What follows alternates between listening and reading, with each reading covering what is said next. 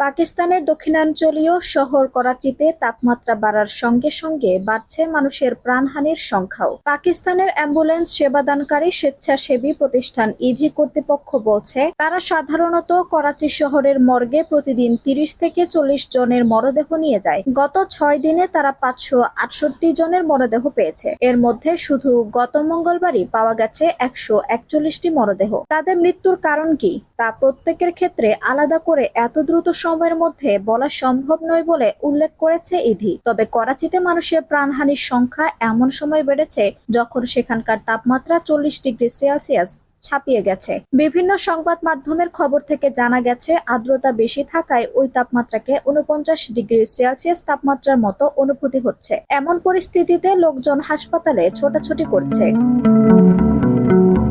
করাচির civil হাসপাতালের জরুরি বিভাগের প্রধান ইমরান সারোয়ার শেখ বলেন, রবি থেকে বুধবারের মধ্যে হিটস্ট্রোকে আক্রান্ত ২৬৭ জনকে ওই হাসপাতালে ভর্তি করা হয়েছে। এর মধ্যে ১২ জন মারা গেছেন। হাসপাতালে আসা মানুষের অধিকাংশের বয়স ৬০ থেকে ৭০ বছর, কয়েকজনের বয়স ৪৫ বছরের কাছাকাছি। এক তরুণ দম্পতিও ছিলেন যাদের বয়স ২০-এর কোঠায়। উপসর্গগুলোর মধ্যে আছে বমি, ডায়রিয়া ও তীব্র জ্বর। জনগণকে স্বস্তি দেওয়ার চেষ্টায় হিটওয়েভ সেন্টার ও ক্যাম্প স্থাপন করা হয়েছে। সম্প্রতি কাজ শেষে বাড়ি ফেরার পর মারা গেছে নিরাপত্তা প্রহরী ওয়াসিম দেওয়ান। এর আগের রাতে বাইরের গরমের মধ্যে ১২ ঘন্টা দায়িত্ব পালন করেন তিনি। চাচাতো ভাই আদনান জাফর বলেন, বাড়ির দরজায় এসে দাঁড়ানোর পর তিনি বলেছিলেন, গরম আর সহ্য করতে পারছি না। তিনি এক গ্লাস পানি চাইলেন। পানি পান করার পরপরই তিনি ঢলে পড়েন। ওয়াসিমের পরিবার তাকে হাসপাতালে নিয়ে গিয়েছিল, কিন্তু সেখানে নেওয়ার পর চিকিৎসকেরা জানান তিনি মারা গেছেন। তাদের ধারণা ওয়াসিম হৃদরোগে আক্রান্ত হয়েছেন।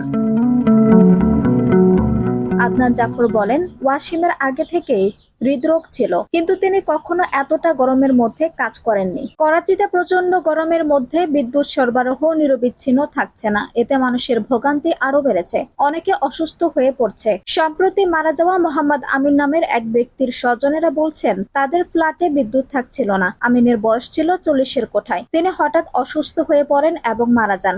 তার মৃত্যুর কারণ নিশ্চিত হওয়া যায়নি, তবে পরিবারের ধারণা হৃদরোগের কারণে তিনি মারা গেছেন। পাকিস্তানের সংবাদ মাধ্যম ডনের প্রতিবেদনে বলা হয়েছে, জরুরি সেবা কর্মীরা করাচি শহরের রাস্তা থেকে প্রায় ৩০ জনকে মৃত অবস্থায় উদ্ধার করেছেন। পুলিশ কর্মকর্তা সুমাইয়া সাইদ বলেন, তাদের অনেকে মাদকাসক্ত ছিলেন বলে ধারণা করা হচ্ছে, তবে তাদের শরীরে কোনো আঘাতের চিহ্ন ছিল না। শুধু করাচিতেই নয়, গত মাসে পাকিস্তানের সিন্ধু প্রদেশের মানুষও প্রচন্ড তাপপ্রবাহের কবলে পড়েছিল।